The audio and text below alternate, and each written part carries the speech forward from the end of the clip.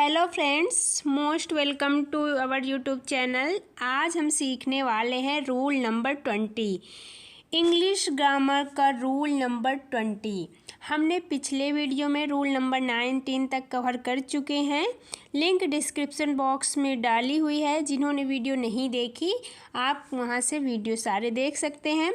तो आज चलिए हम पढ़ते हैं नया कॉन्सेप्ट, नया रूल, नया स्ट्रक्चर जो कि स्पीकिंग इंग्लिश के लिए बहुत ही इम्पॉर्टेंट है।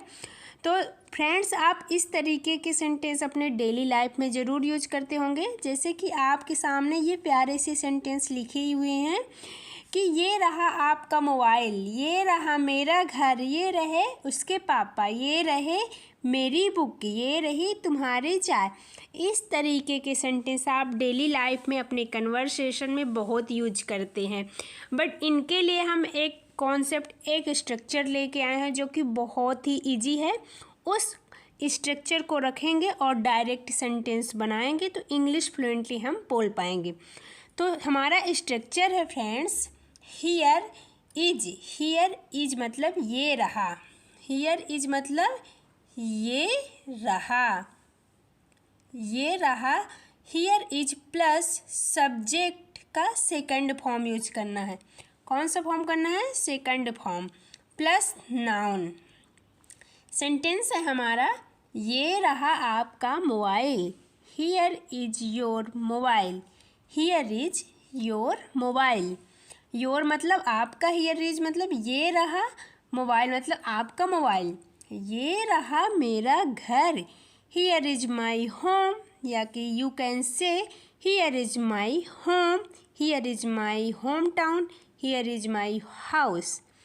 ये रहे उसके पापा, here is his father, here is his means होता है उसके, और जो हिज होता है ये गर्ल्स को बताता है और जो हिम होता है वो बॉयज़ को बताता है। ये रही तुम्हारी चाय, here is your T, here is your T. आप क्या बोलेंगे? Here is your T. ये रही मेरी mummy, here is your mother, या कि अगर ये रही आपकी मम्मी, हियर इज योर की जगह माई मदर बोलेंगे, हियर इज माई मदर। ये रही मेरी मम्मी।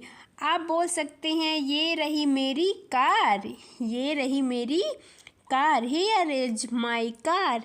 ये रही आपकी कार, अगर आपको बोलना है ये रही आपकी कार तो आप क्या बोलेंगे?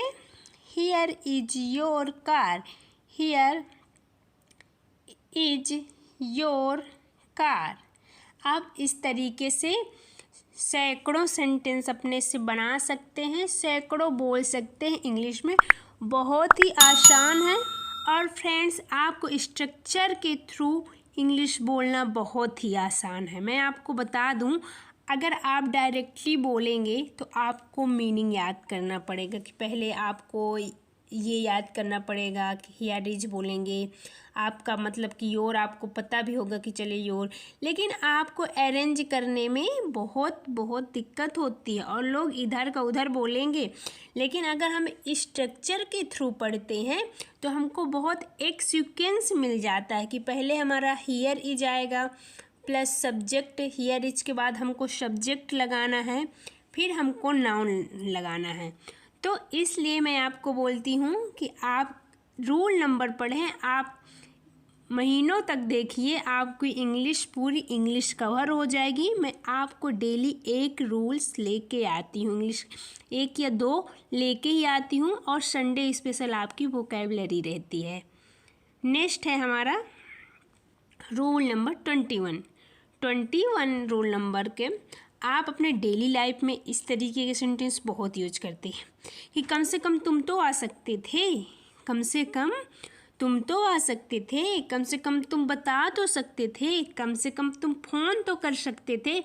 तो फ्रेंड्स, इस तरीके को सेंटेंस में हम कैसे बोलें इंग्लिश में, उसके लिए भी हमें एक स्ट्रक्चर है जो कि हमारा स्ट्रक्चर है at least plus subject plus could plus verb की फर्स्ट फॉर्म प्लस ऑब्जेक्ट। आपको पता ही होगा कि जो कैन होता है, कैन का पास्ट फॉर्म हमारा यूज हुआ है कुड, एट लीस्ट मतलब हो गया कम से कम, इसका मतलब तो ये हो गया कम से कम। कुड होता है करते थे, क्योंकि हमारे लास्ट में सब में था यूज हुआ है।